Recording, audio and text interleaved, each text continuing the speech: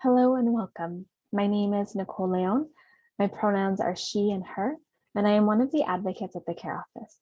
And my name is Kaylee Hayakawa. I use she and they pronouns, and I am the Violence Prevention Coordinator for graduate students, staff, and faculty on campus and at the Medical Center. In this presentation, Kaylee and I will provide you with an overview of CARE services, as well as provide you with tips for supporting survivors and some resources that you can share with survivors and might also find useful for yourself. To begin, I will share CARE's mission statement. CARE provides free and confidential support services to all members of the UCI community, including faculty, staff at the Medical Center, and students who have been impacted by power-based personal violence, such as dating, domestic violence, sexual assault, or stalking. We provide these services to our community regardless of how people identify or their status. CARE's aim is to end these forms of violence by engaging our campus in education, programming, and transformative action. This is our small but mighty team of 10. I will point out just a few faces for you all to be more familiar with. Mandy is our director, Eli is our assistant director, our advocate team consists of myself and Eleni and Rasta, and our violence prevention coordinators are Kaylee and Melissa.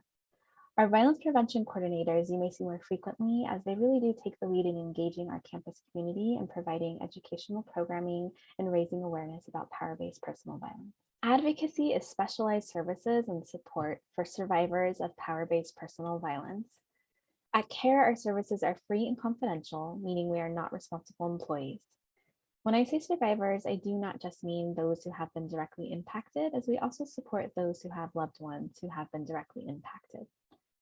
As a reminder, this type of violence does not affect the individual who directly experienced the violence, but also the community surrounding the individual. An advocate can provide emotional support and crisis counseling, assist in safety planning, provide information about survivors' rights, provide resources, and assist in navigating reporting systems such as the criminal justice system or Title IX. As a reminder, we do not provide legal advice, nor do we provide psychotherapy. These are some of the services that the advocates can provide. Emotional support is the most common service that the advocates provide, as we do this every time we meet with somebody. We are a non-judgmental, confidential, and safe space for folks who are seeking support related to power-based personal violence. We can discuss coping tools and strategies and help folks to identify and develop new coping strategies. For medical, advocates can accompany folks who have been sexually assaulted to a SART exam, which is meant to collect evidence from the body. As you can imagine, this is a stressful time for many, and the advocate is there to provide emotional support as well as to inform the survivor about what to expect during the exam and an explanation of their rights and options regarding this exam. I do like to also mention here that all medical staff are mandated reporters in California. So if you or a loved one were to go to a hospital and disclose to a nurse or doctor that you have had an experience of power-based personal violence, that person would need to make a report to the police.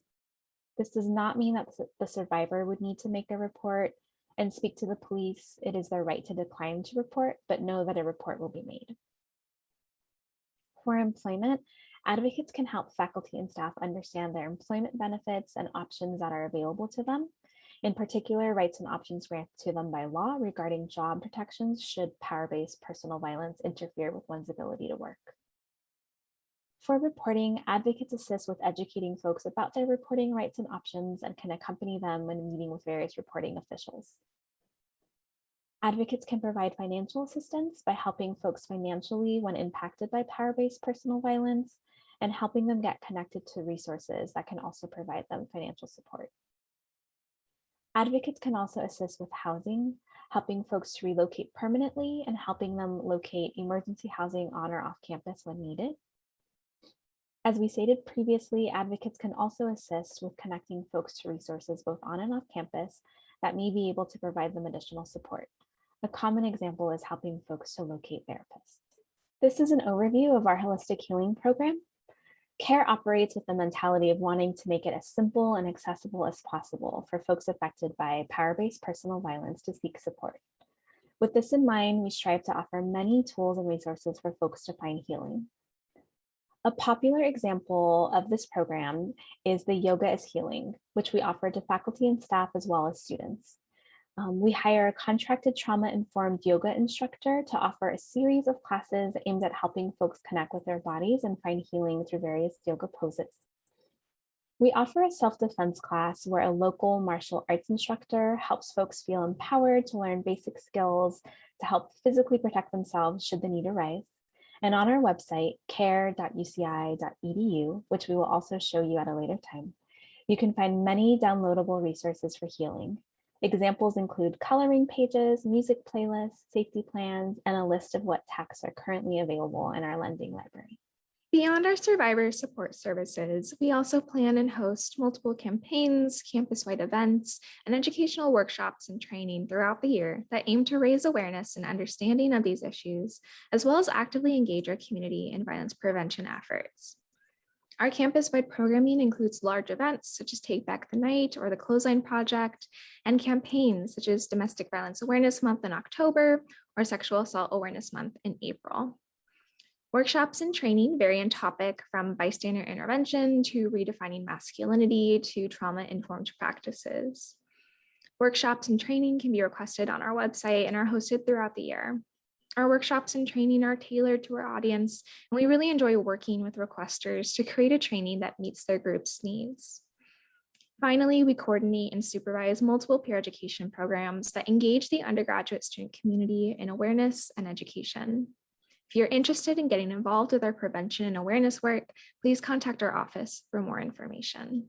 So now that you know more about what CARE does, you might be wondering when you or someone that you know would want to seek our services.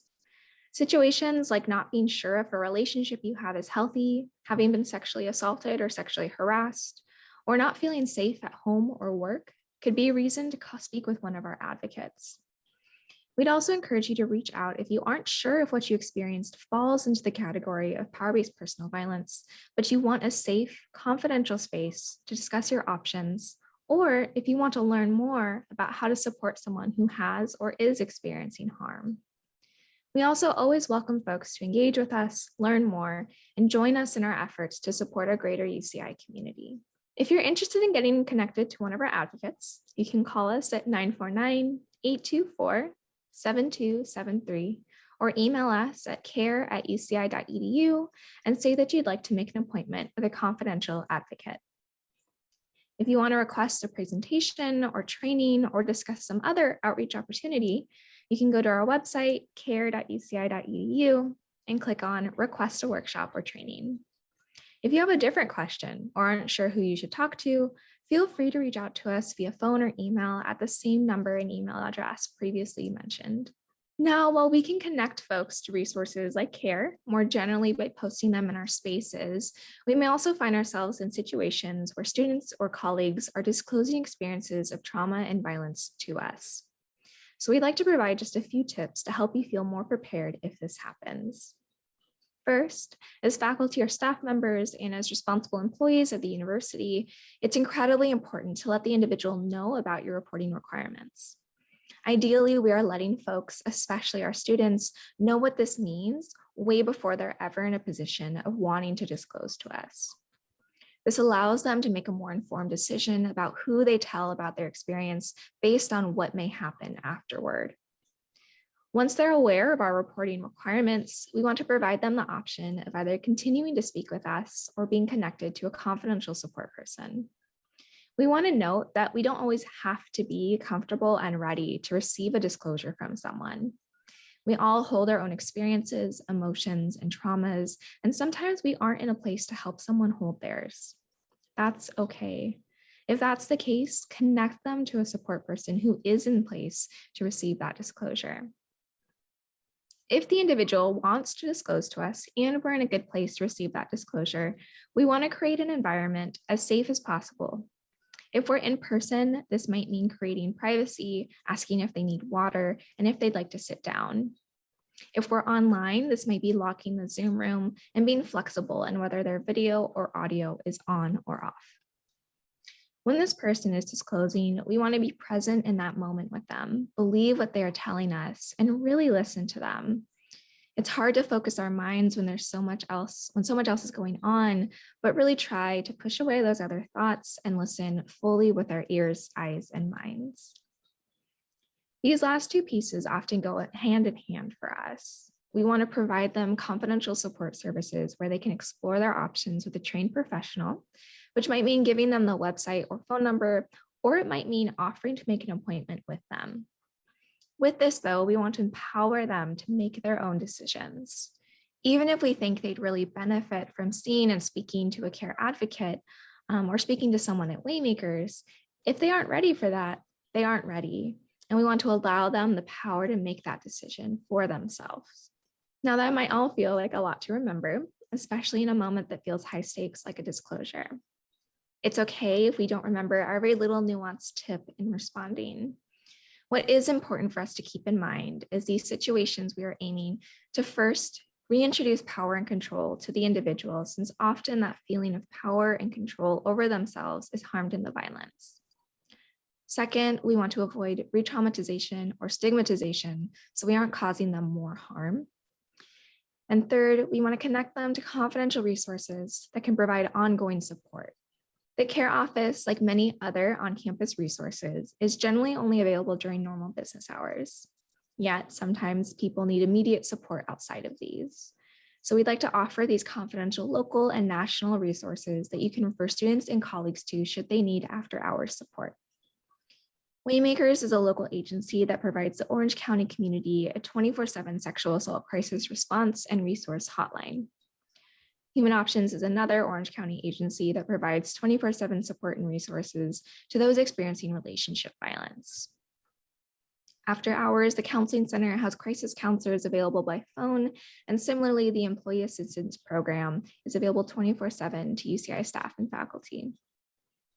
The last two resources are national resources, so if a student or colleague isn't local right now but needs support, these are excellent ones to provide to those who have experienced sexual assault or experiencing relationship violence. Both RAIN and the Domestic Violence Hotline provide online chat or app and text messaging-based options for support as well. That concludes our video presentation. I hope you found the information useful. If you have any follow-up questions or would like to speak to me or Kaylee, our best contact information is provided here. Also listed is CARE's website, email address, phone number, and our social media handle. Thank you for taking the time to learn more about the CARE office and how to support survivors of power-based personal violence.